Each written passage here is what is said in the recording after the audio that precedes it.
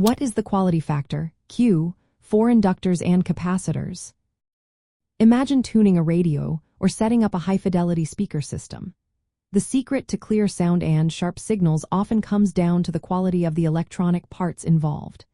Today, we're talking about a key measure called the quality factor, or Q factor, for inductors and capacitors. This number tells us how well these components store energy versus how much energy they lose. It's like a report card for their efficiency. Let's start with inductors. An inductor is a coil of wire that stores energy in a magnetic field when current flows through it. The Q factor for an inductor compares how much energy it can store to how much energy it loses as heat. To find this, we look at the inductive reactance, which is how much the inductor resists changes in current at a certain frequency, and the resistance, which is the real power loss in the wire. The formula is simple. The Q factor equals the inductive reactance divided by the resistance. The higher this number, the better the inductor is at storing energy with minimal losses. If the Q is high, it means the coil's resistance is very low compared to its reactance, making it ideal for high-frequency circuits like radios or filters. Now for capacitors, which store energy in an electric field. The Q factor here compares the capacitive reactance, which is how much the capacitor resists changes in voltage at a certain frequency, to its equivalent series resistance, or ESR.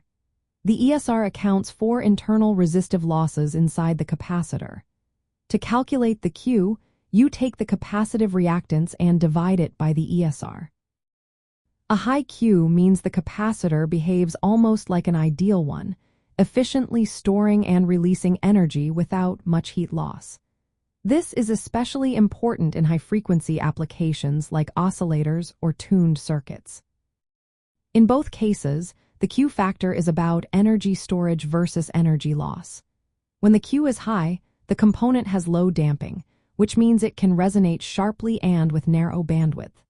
This makes it perfect for filters and circuits where you want to select specific frequencies. If the Q is low, the component loses more energy, broadening the resonance and reducing circuit performance.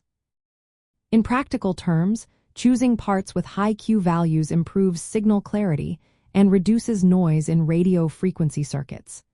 It also means the voltage or current can be amplified more in resonant circuits.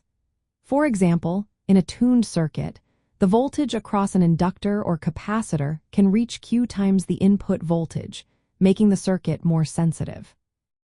To sum up, the Q factor for inductors and capacitors measures how well they store energy compared to how much energy they lose. High Q components are essential in applications where precision, efficiency, and minimal energy loss are needed. Understanding this helps engineers design better radios, filters, and many other electronic devices.